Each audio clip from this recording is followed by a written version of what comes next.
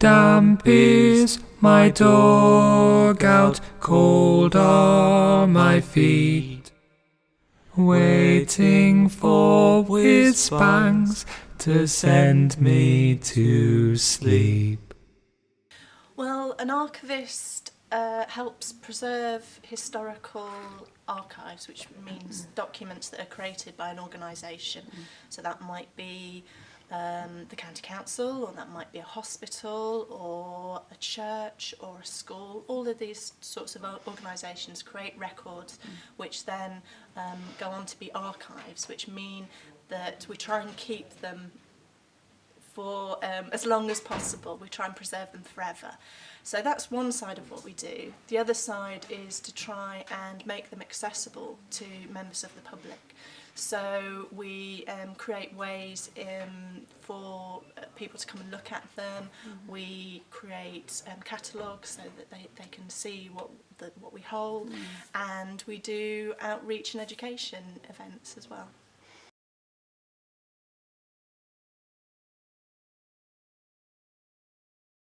I think that using drama is a really good way of people being able to access history, and it helps people kind of get a feeling for a particular time or a particular theme. And I do enjoy reading historical novels or watching historical plays or television.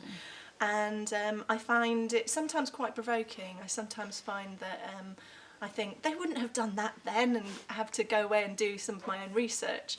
But hopefully it's the same for other people. Maybe they will kind of think, oh yes, well what about that? And go away and read something maybe more historical about it. So I think it's a really good starting point for the study of history, definitely.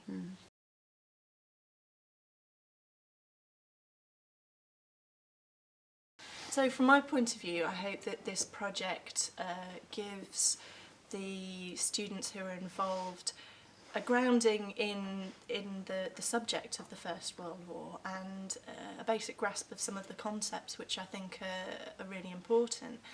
But also I'm hoping that it will give them some historical skills as well, and hopefully it will maybe make them question things a little bit more, and hopefully not take what they are necessarily told for granted. And I think that's one of the biggest skills of a historian, is to be able to say, hang on a minute, is that right?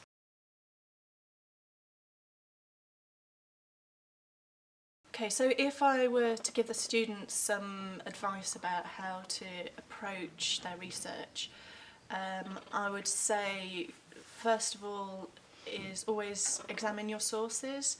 You need to think about where the sources come from.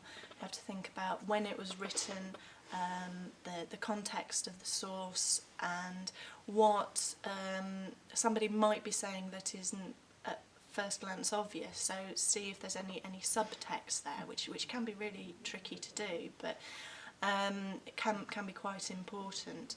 I also think that looking at the chronology and looking at the series of events, and where the characters, the people that they're maybe going to be looking at, the characters they're going to be creating, where they maybe fit into the war. The war is 4 years long, and a lot happens in that period, and it's not all the same. So think about that aspect of it as well,